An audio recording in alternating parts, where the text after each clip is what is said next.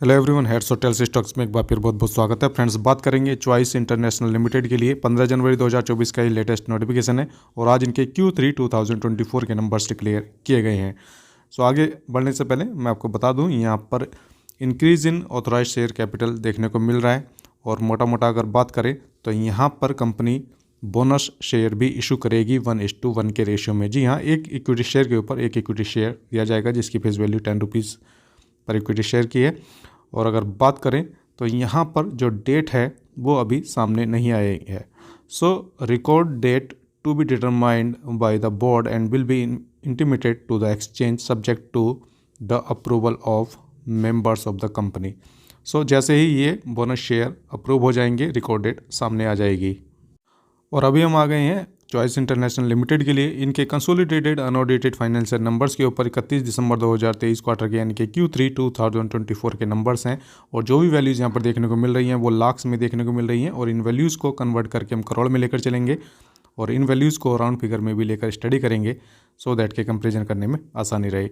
ये आपके इस क्वार्टर के Q3 के नंबर्स हैं, ये लास्ट क्वार्टर के Q2 के और ये लास्ट ईयर के Q3 के नंबर्स हैं।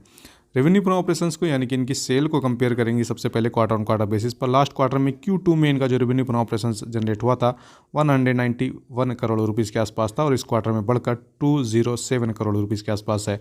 So quarter on quarter basis पर इनका जो रेवेन्यू फ्रॉम ऑपरेशंस है वो यहाँ पर अप हुआ है, इंक्रीज़ हुआ है और लगभग 83% ये बढ़ा है क्वार्टर ऑन क्वार्टर बेसिस पर। और अगर बात करें इसी रेवेन्यू फ्रॉम ऑपरेशंस के लिए ईयर ऑन ईयर बेसिस पर, सो लास्ट ईयर के Q3 में इनका जो रेवेन्यू फ्रॉम ऑपरेशन जनरेट हुआ था 96 करोड़ रुपीज़ के आसपास था और इस क्वार्टर में 207 करोड़ रुपीज़ के आसपास है। ईयर ऑन ईयर बेसिस पर शानदार जंप इनके रेवेन्यू फ्रॉम ऑपरेशन में लगा है और लगभग 115.6% ये बढ़ा है ईयर ऑन ईयर बेसिस पर।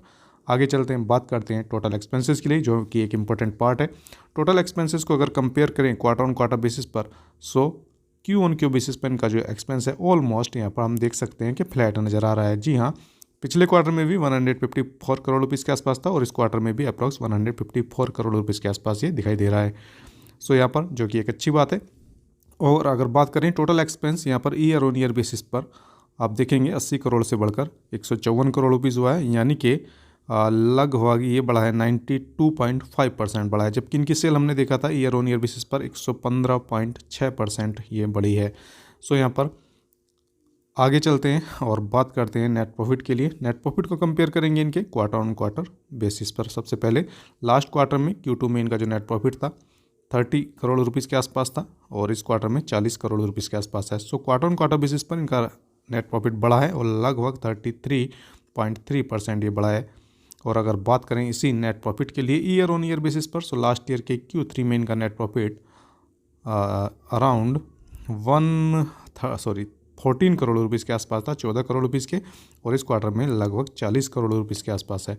सो ईयर ऑन ईयर बेसिस पर इनका नेट प्रॉफिट यहाँ पर शानदार तरीके से बढ़ता हुआ नजर आ रहा है और लगभग 185.71% ये बढ़ा है ईयर ऑन ईयर बेसिस पर। सो यहाँ पर शानदार ज़बरदस्त नंबर्स हम कह सकते हैं देखने को मिल रहे हैं, क्योंकि सेल बढ़ी है और एक्सपेंसेस उतने नहीं बढ़े हैं।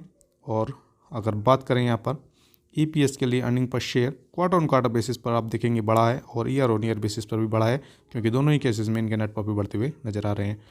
सो फ्रेंड्स, बने रहिए हमारे साथ, देखना होगा कि किस तरह लेता है स्टॉक। और फ्रेंड्स, बने रहिए हमारे साथ, बहुत बहुत।